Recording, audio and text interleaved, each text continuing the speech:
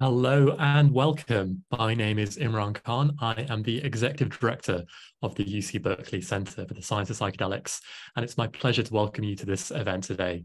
For those of you who don't know the BCSP, we are a new research, training, and public education center dedicated to exploring the potential of psychedelics here at UC Berkeley. I'm really excited to have you with us today for what's going to be a deep dive into the inaugural results of the UC Berkeley Psychedelics Survey, followed by an analysis and some reflections on the data. If you have ever been curious about what the general public thinks and believes, hopes, and perhaps fears about psychedelics, we have some really important answers for you here today. But first, it's my absolute pleasure to introduce the co-founder of the UC Berkeley Center for the Science of Psychedelics, Michael Pollan. Michael is a journalist and author of many fantastic books, including How to Change Your Mind, and of course, the presenter of the Netflix series of the same name. He's a leading global voice on psychedelics and how they relate to the public. After we present the data, Michael's going to be offering his own thoughts and reflections, but I'm delighted to turn to him now to set the scene before we dive in. Michael. Thank you, Imran. Very good to be here, and very exciting to see the results of this survey. I just wanted to say a few words about why we did this and what I think the value is before turning it over to Taylor West to actually present the information. So, as Imran said, the Berkeley Center is a very important part of it is public education. And it's very, we're doing many different things in this area. We have the Microdose, a twice weekly newsletter that many of you know about, that we've been producing for the last year and a half or so. We have a journalism fellowship. We're giving money to journalists who have interesting ideas about psychedelics. We're about to launch a massive online course about psychedelics and the mind, led by David Presti, one of our co-founders. And we have a podcast that we're developing. And so we've really taken on this job of educating a public that is curious about psychedelics, sometimes has misinformation about psychedelics, and doing it in a very kind of sober, non-evangelical way. But, you know, it's hard to do public education unless you know where the public is. And I think actually we only have so far, our guts to go on. I've been involved writing and speaking to the public quite a bit about psychedelics since How to Change Your Mind came out 5 years ago. And I have a sense that the public has moved quite a bit on this issue, and that what used to be a conversation about these dangerous drugs as destroyers of young minds is gradually evolving into a science story and a story about the healing potential of psychedelics and what they have to teach us about the mind. And I've found in my own public speaking that the kinds of resistance and stigma that I encountered at the beginning is definitely going away and changing in various ways. So, but I don't have any empirical data to support that. And so I'm intensely curious when Imran and Taylor came up with this idea of doing this. I don't know how far information about psychedelics has penetrated. I mean, there's a lot of attention in the media, obviously, but what's sticking? What kinds of stories are sticking? We don't really know. And for those of us in this psychedelic community, by which I mean people who are professionally interested, especially, that's at our peril. There is always the risk of a backlash, as we saw in the 60s. And that would be a disaster for this research project if it were to happen. And that would come out of public perceptions or misperceptions. And so knowing where the public is and tracking public attitudes is very important to anticipating such a backlash and perhaps preventing it. It's important to know who is trusted on this subject and who is not trusted on this subject. So anyway, this survey is the first systematic survey of this kind. We're hoping to do it on an annual basis because one of the things we don't have is a longitudinal sense of where public attitudes are. And we do know they're shifting and shifting rapidly. So our goal is to track that year after year, and that this be a source of information for you can come back to. So I'm hoping that this information will be very useful to journalists, to policymakers, to advocates and activists, as they do their work. So I'm going to, without further ado, turn it over to Taylor West, who organized this effort for BCSP and is the master of the results. Taylor? Thank you so much, Michael. We really appreciate your involvement in this as well.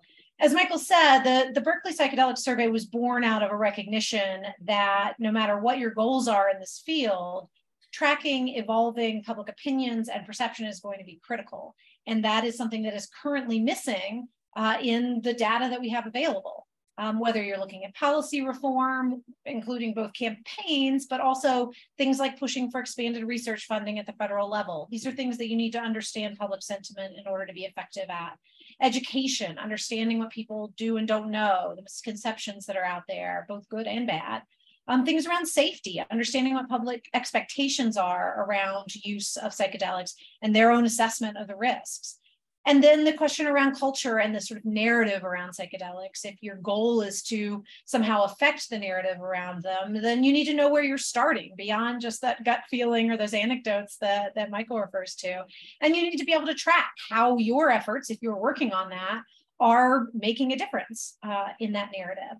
So the results that we're presenting today are really just the first step, fascinating in their own right, but most valuable as the benchmark against which we begin to track changes.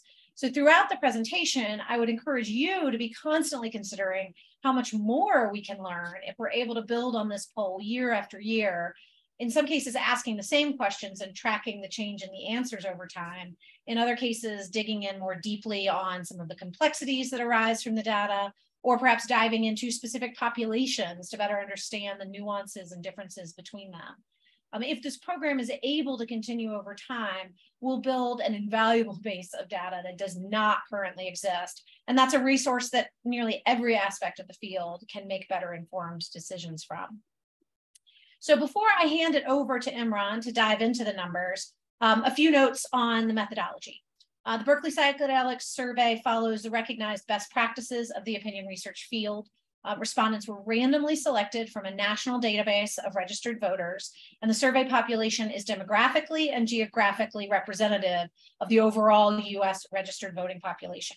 In other words, this is not a survey of people who already have some connection to the field. This isn't a survey that was distributed by asking people who might be interested to take it and share it with their friends to also take it. This is a randomly selected representative sample of voters. The sample size was 1,500, which gives us a margin of error of plus or minus 2.5%, which means the results from this poll should accurately reflect the attitudes, beliefs, and responses of the entire population of US voters within 2.5 percentage points in either direction. One note is that in a few of the questions, we did split the sample, mostly for time constraints. That does increase the margin of error on those questions slightly. We'll be making the questionnaire and the results available to all of you online, and the split sample results are noted in those documents. And then finally, as you'll see, this 15-minute survey delivered an enormous amount of data. In this presentation, we want to give you a sense of that scope and highlight some of the most interesting takeaways. But to do that, we're going to have to move very quickly through it all. Don't worry, don't freak out. We're going to make the whole deck available to you in addition to the raw data. So if you see a slide and there's something interesting on it that you want to dig into further, you're going to have the opportunity to pour through that slowly on your own after the presentation. And then the last thing I'll say before I hand it off to Imran for the beginning of the data is that we do have the Q&A function working within the webinar. We may not have time to get to a lot of those questions during this webinar, but we will save those questions and get back to you and try to address important ones that we don't get to during the webinar. And with that, I will hand it to Imran to start going through the detailed data. Fantastic. Thank you, Taylor. So I will dive right in. And the first thing that we wanted to test with our survey was just whether the excitement, the buzz, the conversation, the narrative about psychedelics is expanding beyond the psychedelic bubble, beyond the media, and really filtering through to the general public. So one of the first things we asked our sample was whether they had heard, read, or seen anything recently about psychedelics. And this is the result we got back. we found that 47%, so nearly half of voters, have heard something recently about psychedelics. And 16% of those said they'd heard a great deal. And another 31% said they'd heard a little. And the remainder, 53%, hadn't heard anything. So what that tells us is roughly half of the voting public are hearing, seeing, or reading something about psychedelics. So a really substantial number there. The next thing we wanted to test was, of the people that said yes to this question, that they'd heard either a great deal or heard little, what are they hearing? What kind of things are coming to mind? What things are they associating with psychedelics when they hear about them? So we asked them that question, and this is what they said. The overwhelmingly largest feedback we got from that question was people telling us, 48% saying that they've heard that psychedelics are being used as a mental health treatment. Now, these were open-ended, so this wasn't selected from a list of potential answers that we gave to respondents. They could also say multiple things if they came to them. So it's a really standout finding that nearly half the people that said yes, they have heard something, said that the thing they had heard was they're being used as mental health treatment. The next most common thing was that psychedelics are illegal or harmful drugs, and you can see that's way behind, and we've got the remainder of the top 5 responses there for you as well. So in conclusion, we can say that almost half of the voting public have recently heard something about psychedelics, and half of those are associating psychedelics with mental health treatment. So that's one of the early findings that we came up with. The next thing we wanted to know was, when we say psychedelics, when people hear the word psychedelics, what do they understand? What kind of substances are they thinking of? So we gave our respondents a list of different substances, and we wanted to know 2 things. Firstly, had they heard of that substance? And if they had, do they think it's generally considered to be a psychedelic? So these are the results from those questions. The blue bars on this graph show whether or not our respondents had heard of the substance, and the bars below, the pink bars, are whether or not people would consider that substance to be recognized as a psychedelic. So you can see right there at the very top that almost everyone, 96% of people, have heard of LSD or acid, and 86% of respondents say they would consider it to be a psychedelic. MDMA and psilocybin, also almost everyone heard of those substances, and you can see a majority of people had also heard of mescaline and ketamine. And we had a few baseline figures right there at the very bottom just to kind of be a benchmark for different substances. Again, almost everyone's heard of marijuana, cocaine, and fentanyl. The interesting thing from this data, I think in particular, is despite that recognition of these substances, there's really only 2 where a clear majority of people would recognize these substances to be a psychedelic, and those are LSD and psilocybin. Those are the only 2 substances where well over half of people say, yes, that would be generally considered a psychedelic. For MDMA or Molly, that's 52%. For mescaline, it's 54%. Ketamine, it's way down at 20%. There were some other substances we asked about too. DMT, ayahuasca, and ibogaine. And here you can see, again, relatively few people have heard of these substances, let alone would recognize them as a psychedelic. And obviously, that may represent a lack of knowledge, but it also may represent active debate and differences of opinion about these substances within the psychedelic field as well. But it's interesting to note that when we say the term psychedelic, what kind of things are coming to mind for the voting public.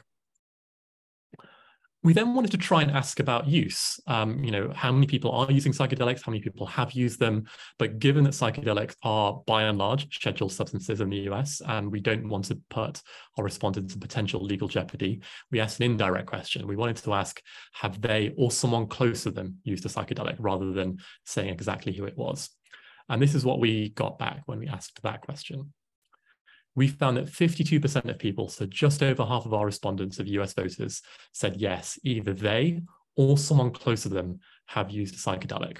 You're going to hear that definition a few times in this survey, and we're calling it a first-degree connection to psychedelics. So if someone says that either they or someone close to them has used a psychedelic, we're terming that to be a first-degree connection. And again, here we find that 52% of people said yes, they have a first-degree connection to psychedelics. So again, really interesting finding, just over half of the voting public having that kind of connection to psychedelics. We asked when this use took place and got some interesting findings. We found that almost half, 48% of that reported use took place quite recently, within the last 5 years, since How to Change Your Mind came out. Another 11% of that reported use took place 6 to 10 years ago, and 40% of that reported use took place over 10 years ago. Again, important to note, this is not people who are saying they've used psychedelics, but that they or someone close to them has used psychedelics. Another interesting part of this data was we asked what kind of use was it? And we asked people to pick from a range of different options. And as you can see here, the most common type of reported use of psychedelics was recreational. People could give more than one response. So they could say the use was both recreational and spiritual, or both therapeutic and microdosing, which is why the numbers add up to more than 100%. But you can see here that the most common type of use was recreational, followed by therapeutic, followed by spiritual, and all the way down. Interestingly, that changes over time. So because we asked people when these different types of use took place, we're able to see a change in use over time. And this is what we found, that whenever that use took place, recreational remained the most common type of use, but other types of use shifted. So over 10 years ago, anything that was not recreational was really kind of at 20% or below, but that's really shifted over time. And if you look at the last 5 years, therapeutic use really jumps up to 53% of respondents saying that was the type of use. Microdosing really jumps up, spiritual use jumps up as well. So we're seeing a broader diversity of types of reported use amongst people who say they have a first-degree connection to psychedelics, which I think is a really interesting trend to hopefully be able to follow in future. Everything I've said so far is talking about averages across the entire US voting public who are reporting answers back to these questions. And we know that inevitably hides a lot of variance, that different communities, different groups, different subsets of society have different types of interactions with psychedelics and different degrees of awareness. So we're really curious to find out, how does this vary according to different demographics? And I'd like to share that data with you.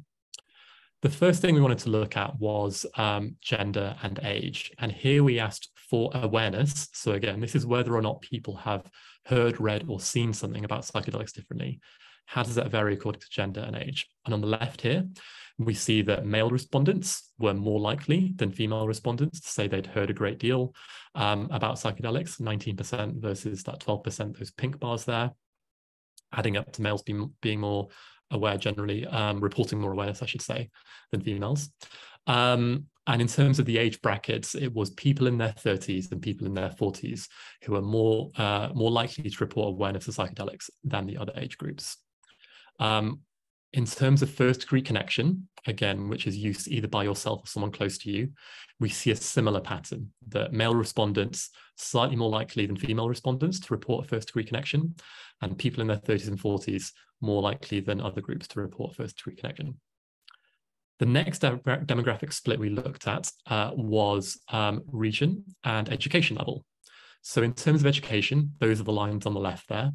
And you can see that from people who had a high school education only, all the way up to people that had a postgraduate education, the higher your level education, the more likely you are to report awareness of psychedelics. So a strong alignment there with education levels.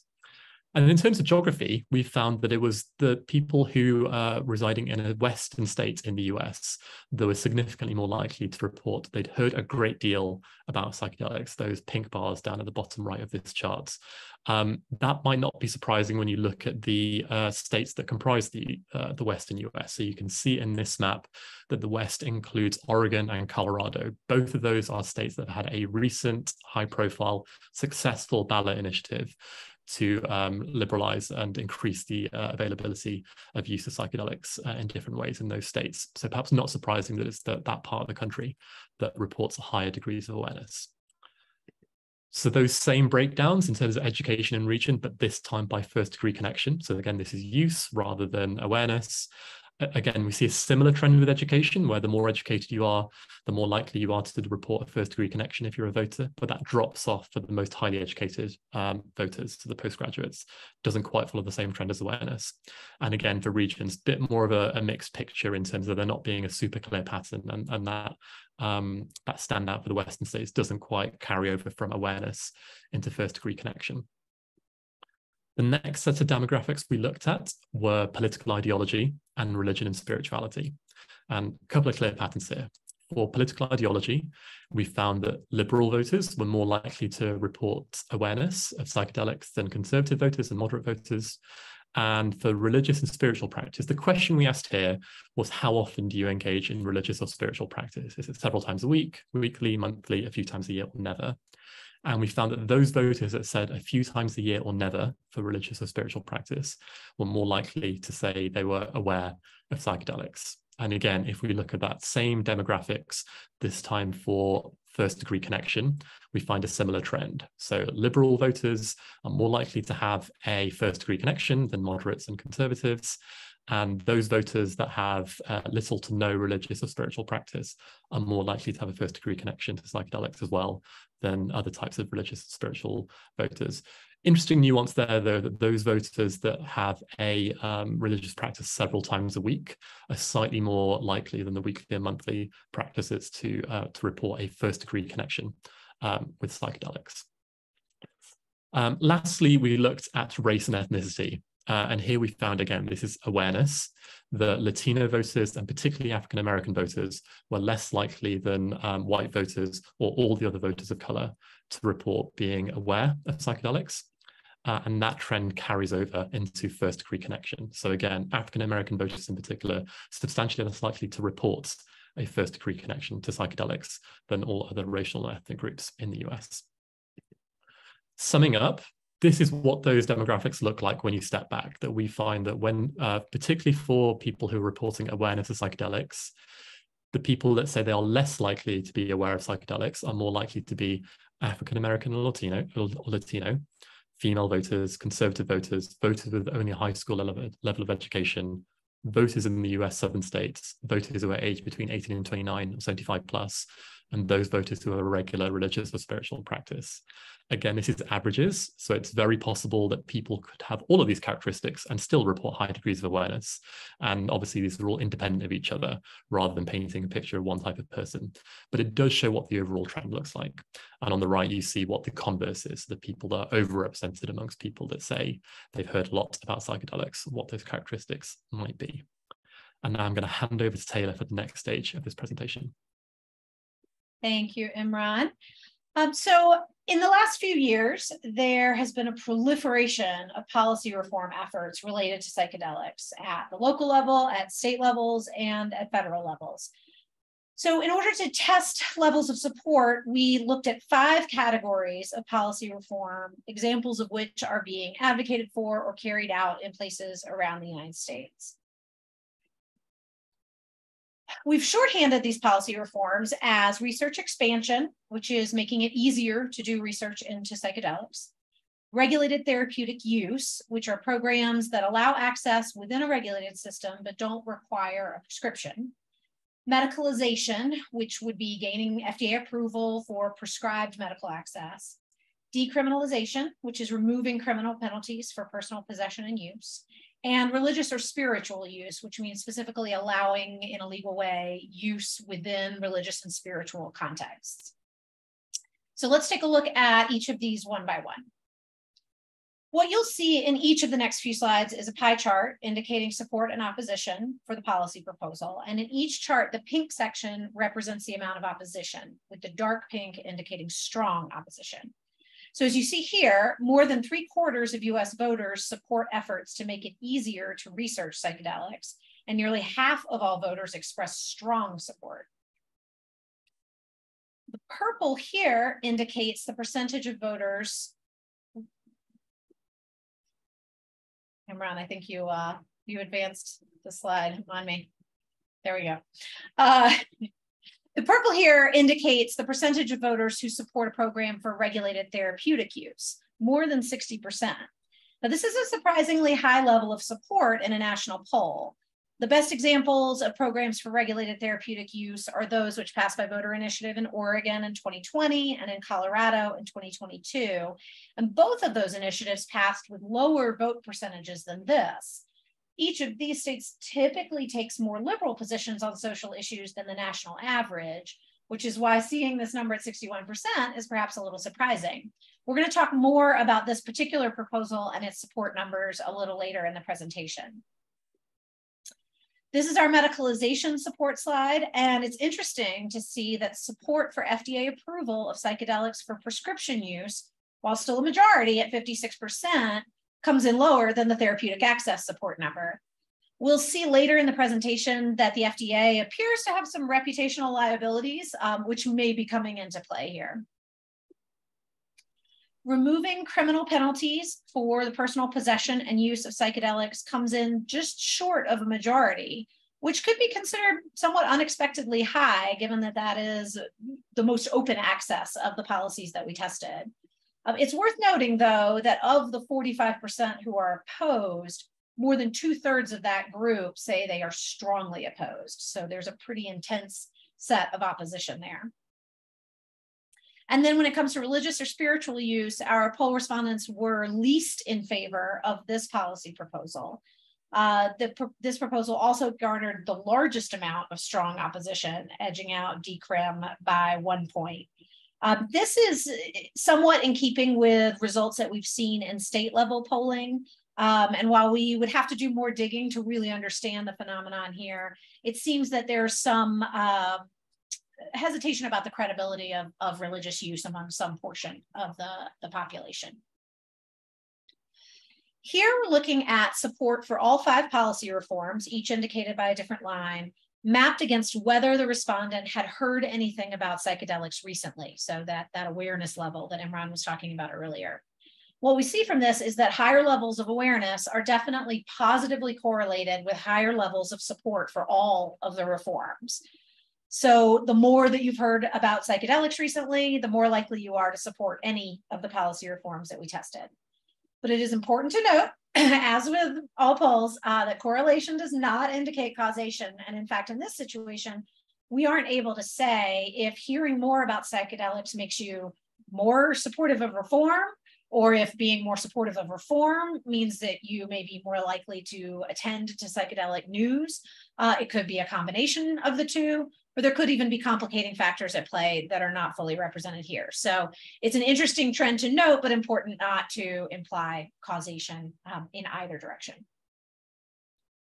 And then on this side, we see a remarkable difference in policy reform support between those who report a first-degree connection to psychedelic use, they or someone close to them has used a psychedelic, and those who do not. What you really see in this slide is that with the exception of the research expansion proposal, which we know has quite broad support across the board, no psychedelic policy reform is majority supported by voters who do not have a first-degree connection to use. So these pink bars are folks who have no connection to psychedelic use, and all of them are below the 50% mark when it comes to supporting these. So what we're seeing here is that familiarity with psychedelics, either directly, personally, or through someone close to you, seems to have a remarkable impact on the support for opening up policy reforms. Of the legal access proposals, regulated therapeutic use received the highest level of support from respondents in the poll. So in this section, we're going to take a little bit of a closer look at specifically that proposal and what kind of support it garnered. Because we don't, until now, have any kind of historical data tracking national public opinion around psychedelic policy, we aren't able to look back in time to see how this number has evolved in recent years. As Michael mentioned earlier, there certainly seems to be an increase in support, but we don't have data like this poll to look back on for the last 5, 10, 15 years. However, we do know that polling for the Oregon Psilocybin Therapy Initiative in early 2020 had that state's voters only supporting it at around 40%, before eventually that support grew and the initiative passed with 56% in November of 2020. And then 2 years later in 2022, Colorado's Psychedelic Therapy Initiative, which was much broader than the Oregon one, covered a larger number of compounds and a broader set of policy changes, including decrim, passed with 54% of the votes. That was in 2022. So there are at least indications, as Michael pointed to as well, that support for psychedelic policy reform has been increasing in recent years. But hitting more than 60% in a national poll is notable, given how short the period of active advocacy around psychedelics has been. And to get a better sense of that, I want to show you a comparison to two other major public policy issues of recent years. So this chart is showing polling about gay marriage that was conducted by Gallup and who began asking about the issue in 1996 as active advocacy around gay marriage sort of ramped up. And from that point, it took 30 years of active advocacy before support for gay marriage crossed the 60% threshold that we're looking at for psychedelic therapeutic access. This chart shows a similar indication of Gallup polling on the question of legalizing marijuana. They started asking that question back in 1969 when the first wave of legalization efforts were taking place. And it would be another 47 years before support for marijuana legalization hit 60%. So while there are plenty of differences between psychedelic policy reform and these two issues, we think these comparisons are instructive about the uniqueness of the position that psychedelic policy currently sits in. Now we're going to look at a few demographic breakdowns in support for regulated therapeutic use as well. These graphs track kind of the same format that Imran was showing earlier. And given what we saw in his earlier demographic analysis, it's not surprising to see that men and younger voters support regulated therapeutic use at levels that are higher than the overall average. This dotted line that cuts across the graph is the level at which all voters support this policy proposal. And so you can see from these demographic analyses how they compare to sort of the average. So overrepresented are men, overrepresented are younger voters. But it's worth noting that even voters between 50 and 74 still are in majority support of regulated therapeutic use. And it's only the very oldest voters, 75 and over, who fall just short of a majority in favor. While all education levels hit majority support, we see that higher levels of education are correlated with higher levels of support for regulated access. And while residents of Northeastern and Western states are certainly driving support numbers up the most, we see greater than majority support consistently across all 4 census regions. Liberals and conservatives are really holding down the high and low ends. And we see that the sort of religious practice question also tracks somewhat closely with conservative ideology. This is a very standard finding in polling that one of the most reliable predictors for conservative political ideology is the frequency with which someone engages in a religious practice. So it's not surprising that we would see, a fair amount of alignment there between people with a regular religious practice and conservative ideology. But the fact that moderates are landing 7 points closer to liberals than they are to conservatives on the issue is part of what's driving this higher level of support for the policy overall. And then, as with other questions that we've looked at by race or ethnicity, African-American voters are a bit of an outlier here, lower than average, lower than the other racial and ethnic groups.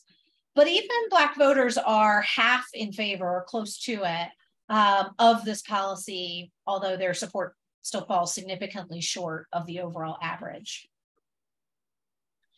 Then, in addition to these policy reform questions, we also asked voters about their level of comfort with allowing psychedelic therapy for certain populations of people.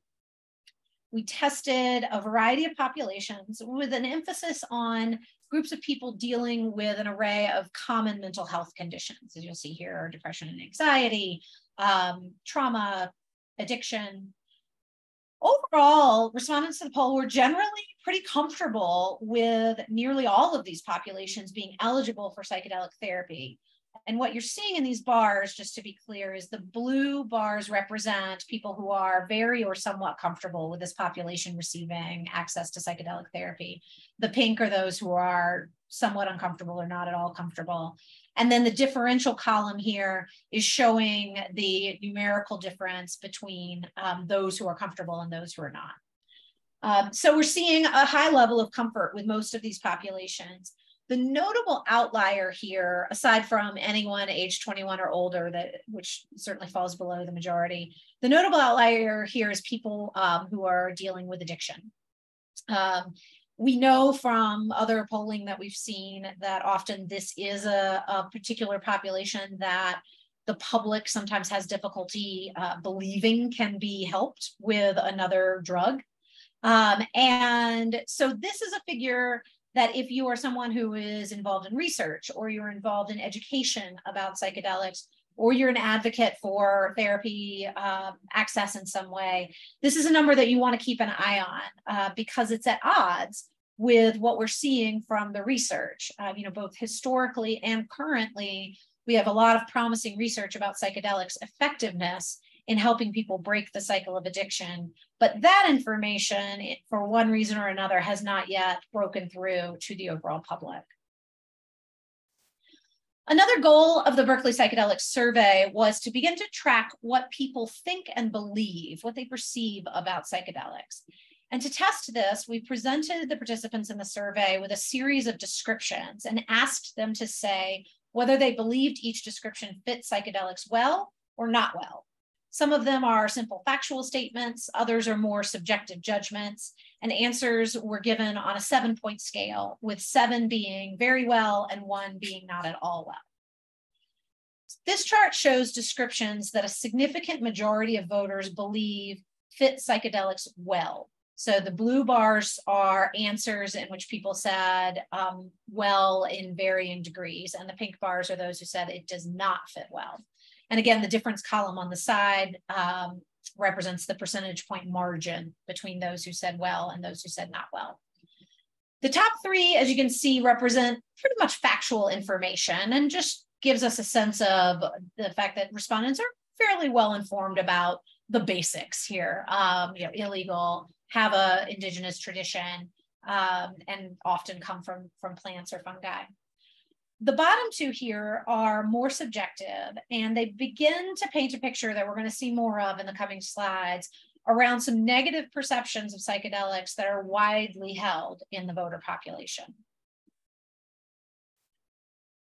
This slide shows descriptions that respondents were had sort of mixed reactions about. So while some of them you have more saying well and more saying not well, there's not as much of an overwhelming consensus one way or the other on these slides, or rather for these descriptions. This slide shows descriptions that respondents were most likely to say did not fit psychedelics well. And as you can see, the pink differential numbers show by how much people were likely to say that it did not fit psychedelics well. So aside from overhyped at the top, most of the statements below that are things that people who are psychedelic advocates or in favor of greater access to psychedelics would probably agree with. So perhaps more than anywhere else in the survey, here's where we really see some difference between those who are sort of, as we say, inside the psychedelic bubble and those outside. Note especially the bottom 2. By 41-point and 55-point margins, respectively, respondents said psychedelics were not good for society and not something for people like me. Those are powerful indications that despite the openness to policy change that we saw in the earlier slides, voters generally still see psychedelics as something outside the mainstream.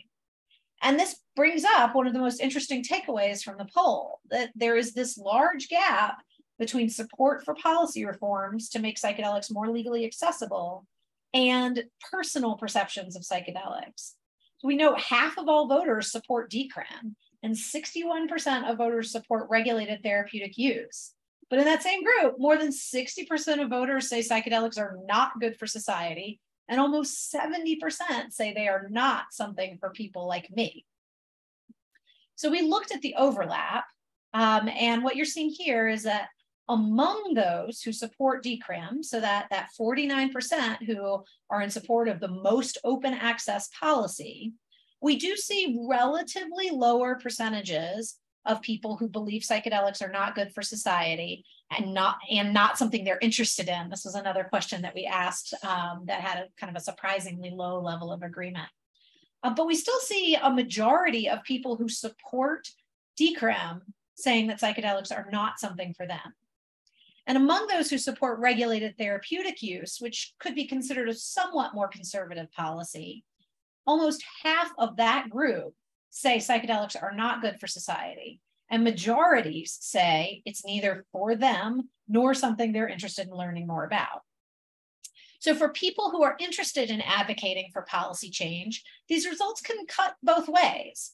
On the one hand, they imply that there is space to get voters on board, particularly with regulated access, without having to change overall cultural perceptions about psychedelics' place in society. People can kind of have a negative perception of psychedelics overall and still support a regulated access policy.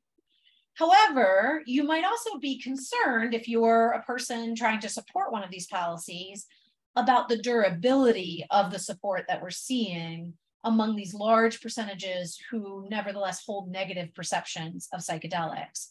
Because we know from our earlier slides, we know that voters have been hearing a lot about psychedelics recently. A lot of that has been positive, and particularly they've been hearing about it in the context of mental health. But if that narrative shifts, or we see things that start to create a more negative narrative, this significant chunk of reform supporters who already hold negative personal perceptions might be more easily swayed away from their support. So if you are someone who is interested in advocacy, this is a number to keep an eye on. When we map the percentage of respondents who say a description fits well against respondents who have a first-degree connection to use and those who don't, we do see stark differences. Agreement with positive perceptions of psychedelics, which are mostly shown on this slide, see a much higher fits well number among those who have a first-degree connection to use than among those who do not. Likewise, more negative perceptions tend to be significantly higher among those who do not have a first-degree connection to use, including a 20-point difference for people who agree with the idea that psychedelics are a cause of crime, and a 20-point margin for people who agree that psychedelics are dangerous, and a 16-point margin for people who say psychedelics can have long-term negative impacts on health. So we see here that there is this dramatic difference, much as we saw in the policy reform levels, between those who have a first-degree connection to use and those who do not.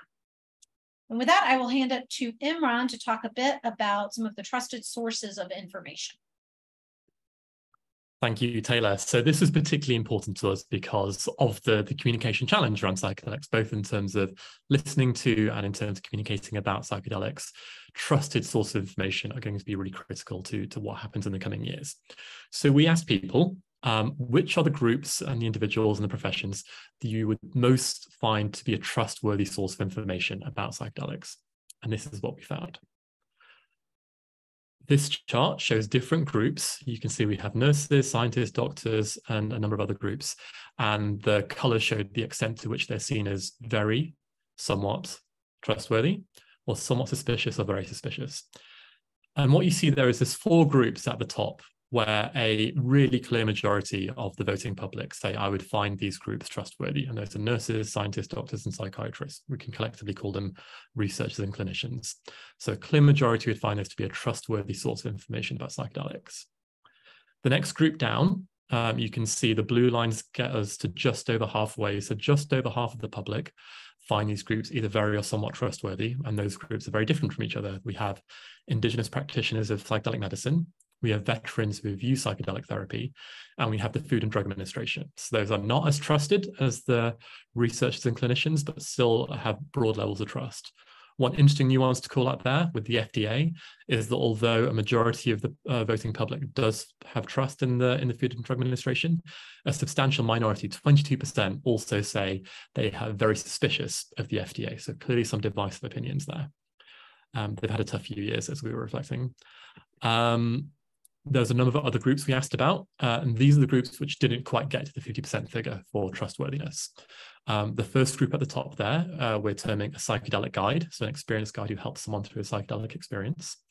Next, we have law enforcement, and next we have parents groups. So those 3 groups had some people who found them trustworthy, but more who found them less trustworthy. So the differences are in the negative there. And then we have two types of groups right at the bottom. So this is politicians, but it's elected officials from the party that our respondents most frequently supported. So not all politicians, but elected officials from their own party, and faith leaders. And as you can see, very high levels of people that said they would find those groups very suspicious or somewhat suspicious. So very different levels of trust across the voting public. But what we can do is break these levels of trust down. And what we see is that for some groups, trust doesn't change much based on how much you've heard about psychedelics. So the x-axis here on the left is people that are not reporting that they've heard about psychedelics. And as we move towards the right, it's people who say they've heard a great deal. And as you can see amongst those nurses and scientists, the numbers are relatively similar. But we see a really big difference on the green line and the orange line. The green line is psychedelic guides, and the orange line is law enforcement. So what we see here is that the people who report having heard more about psychedelics are much more likely to find psychedelic guides to be a trustworthy source of information. And the inverse is true for law enforcement. The more that you've heard about psychedelics, the less you trust law enforcement if you're a US voter. And a similar pattern when we asked about use and first-degree connection. Again, first-degree connection is when you say you or someone close to you has used a psychedelic. And we find that in almost every case, if you have a first-degree psychedelic connection, you're more likely to trust every single source of psychedelic information. The exception to that is there on the far right, law enforcement. If you have a first-degree connection to psychedelics, you're less likely to trust law enforcement. And I also want to call out that big difference for psychedelic guides. That has the biggest gap between people that have a first-degree connection with psychedelics and the people that don't. 33-point difference, more than double levels of trust amongst people that do report a first-degree connection in psychedelic guides as a source of information. We also track this by political ideology. And here what we see is the blue lines are liberal voters, greens are moderates, and pinks are conservatives. And we find that in all cases, almost all cases, I should say, liberal voters trust sources of information more than moderates who trust them more than conservatives. The one exception to that is law enforcement, where the pattern is the opposite, where conservative voters trust law enforcement most about psychedelics compared to moderates and liberals. And again, interestingly sharp jumps for the FDA. So really low figures of conservatives trusting the FDA on psychedelics, and similar for psychedelic guides, low levels of trust there amongst conservatives. So interesting patterns emerging in how your demographics shape your response to different organizations, different professions, and how much you trust them. We also track this by race and ethnicity. So here we see trust in scientific researchers on psychedelics by race and ethnicity. And we find that Latino voters were the group that had the highest levels of trust in scientists. When it came to indigenous practitioners of psychedelic medicine, again, it's Latino voters that report the highest levels of trust there. When it comes to psychedelic guides, we actually find that it's white voters and African-American voters who are similar in being relatively less trusting of psychedelic guides compared to other voters, Latinos and all other voters of color. And when it comes to law enforcement, we find that white voters are the racial or ethnic group who are slightly more likely than average to trust law enforcement when it comes to being a source of information about psychedelics. And just lastly, when it came to the FDA, interestingly, there wasn't a clear pattern in terms of different racial and ethnic groups in terms of how much they trusted the FDA to be a source of information about psychedelics. There is tons more data in the download. So in the hours and hopefully days after we release this, you'll be able to download lots of assets. You'll be able to download this presentation, the recording, the raw data, the crosstabs, and hopefully you'll be able to find even more stories and nuance in this than we've been able to go into today. But I did want to spend a few minutes just recapping what we think the main findings are and talking about what comes next before I hand over back to Michael Pollan to give his own reflections on this. The first, again, is just talking about what some of those key findings. We found that a majority of US voters, 78% were in favor of making psychedelic research easier, and 61% were in favor of regulated therapeutic access to psychedelics. So the majority is in favor of that policy change, but it's only a minority, as Taylor said, that would say they believe psychedelics are for people like them, and only 20% say they believe that psychedelics are good for society. And there could be many different reasons for that gap between the majority in favor of change and the minority that express personal comfort. It could be that opinions are flexible. It could be that there's openness to new evidence. It could be that support for psychedelic policy change is really fragile. It could be that people still, although they're comfortable with other people doing psychedelics, still see psychedelics as a fringe activity. We also found that around half of US voters report recently hearing about psychedelics, and half of voters also would say that either they or someone close to them has used psychedelics. And I think the really interesting thing for me is that those voters that report either awareness or use or both of psychedelics were much more likely to support policy change. They were much more likely to have positive sentiments about psychedelics, and they were more likely to have report trust in almost all sources of information about psychedelics, with the exception of law enforcement. But the caveat here is that when it comes to those voters that report either awareness or use about psychedelics, they do skew to certain demographics. They skew white, they skew male, they skew liberal, they skew highly educated, they skew towards the west of the US in their 30s and 40s, and they skew to those who have little to no religious or spiritual practice. So this gives some obvious questions for the future. One for us is, will the impact of the policy changes in Colorado, in Oregon, potentially further down the line in the FDA, what impact will that have on national awareness around psychedelics, and what impact will it have on national use around psychedelics? Assuming maybe we'll see those go up, will we see that correlation between awareness and use and support for policy change, positive sentiment towards psychedelics? Will that correlation continue? Or perhaps is it the case that we've already reached a ceiling in terms of people that would support policy change? I think it's really important to dig deeper into that question about those demographic differences in attitudes, use, awareness towards psychedelics, when it comes to race and ethnicity, when it comes to ideology, when it comes to age and gender. Will those demographic differences shrink or grow, or will they be maintained? And how do voters differ from non-voters? It's much harder and it's much more expensive to sample non-voters than it is voters.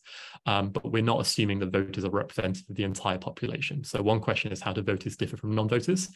And obviously, America is just one country, and psychedelics are a global phenomenon. How do Americans differ from the rest of the world? We're really keen to explore those questions. So in terms of next steps for you, one, if you have questions, we're going to try and answer some of them in the chat, either now or afterwards, but please do ask us the questions on Twitter at Psychedelics. Do download the data. We'll send you an email with instructions on how to. And feel free to email us if you find some new stories, if you would like to invite me and Taylor to come and present, or if you'd like to support the future of the survey. If you're interested in those trends, if you're interested in finding out what happens next when policy change happens, when potentially more people use psychedelics, if you want to look into what non-voters think of this, if you want to ask more questions, we need your help. We've had this first year of the survey funded, but we're moving into fundraising mode to make sure we can repeat this year on year and expand the kind of data we can deliver. All that's left for me to do is to do some thank yous. I want to give a big thank you to Miranda Everett and Dave Metz at FM3 Research, who are really driving forces behind this work. I want to thank Professor Michael Silver, who's the faculty director of the BCSP, and all of our colleagues at UC Berkeley for helping with this. I also want to thank everyone who responded to this survey. It couldn't have been done without them. I want to give special thanks to our inaugural donor for this project, Blake Mykowski, who generously financially supported this work. And without further ado, I'm going to hand over back to Michael Pollan. Thank you, Imran. You know, I saw this data at the same time you did, and I was struck by a couple things. I'll just take a couple minutes to talk about it. First of all, the headline is this, to my mind, this tremendous support for scientific research, and the 61% who supported regulated therapeutic use or access. That is a stunning number. And I think it reflects a couple things. I mean, one is that the advocates of decriminalization and regulated use have not had a lot of opposition. These campaigns have been successful by highlighting the effectiveness of psychedelics as a therapy for mental illness. But nobody's pushed back really hard yet. And I think that, as Taylor alluded, the fact that you have that number coexisting with some real negative sentiments about psychedelics that are still held by the public does suggest a very a fragile kind of support, the kind of support you have when you're only hearing one side of the story from the press. I regret that we did not ask among trusted sources of information, journalists. I would have been very curious. Generally, the number isn't that high, I don't think, but in this particular case, because I do think journalism around psychedelics has been notably positive and has shaped the discussion, at least the public policy discussion, to a large extent. This also could just reflect a serious concern and worry about the mental health crisis. The fact that so many people are struggling, especially during and after COVID, with mental health problems, and people are compassionate. And if this is something that can help people, especially terminal people, people with serious forms of mental illness, people are, in a libertarian way, I guess, or a compassionate way, inclined to let them have access to it. And I think that's part of what we're seeing. But that paradox, I think, is something that we should keep an eye on. And I think that that will drive developments in the future. I was struck by the fact that as people involved in public education, we still have a lot of work to do, that there are misconceptions, that the story about how psychedelic therapy has helped with addiction, substance abuse, there's a lot of very good research about that. An alcoholism study at NYU showed very high levels of effectiveness. Cigarette cessation at Hopkins, very high levels. Cocaine at University of Alabama, very high levels of success. So the story about addiction in psychedelics hasn't gotten out. I kind of get that intuitively the idea of using a drug to treat a drug doesn't sound right to a lot of people, but in fact, there's good evidence it works. The risks of psychedelics, in terms of addiction, the danger, so these ideas are still out there, and I think that that's an important lesson. I'm struck by the fact that doctors, nurses, and scientists are the most trusted. I think it really plays into this whole idea that the scientific and therapeutic framing of psychedelics, which is the biggest change we've seen in this modern era. I mean, we went from a counterculture drug to something that is being taken seriously by scientists as a potential therapy. That transition has been made to a large extent. Other potential uses that people are having great success with, such as spiritual or religious uses, are not yet, that story hasn't yet penetrated the public. So I think that's interesting. There's more work to be done there. Not surprised, I think, that psychedelics remains a very white and well-to-do and well-educated interest, and that the potential value to other people in our society, particularly African Americans, has not been recognized by African Americans. And so that's something that I think we already knew, but is worth thinking about. Anyway, I think I'm going to leave it there. I think there's a lot to chew on here, and I look forward to digging in deeper with this data, but there's so many good stories here. And I want to just thank Imran and Taylor and Blake for bringing this to us, and just to remind you, this is some serious, expensive research that is being done without any. It's for the public. It's free. Open source is very important to what we do at BCSP. We are producing information for the public.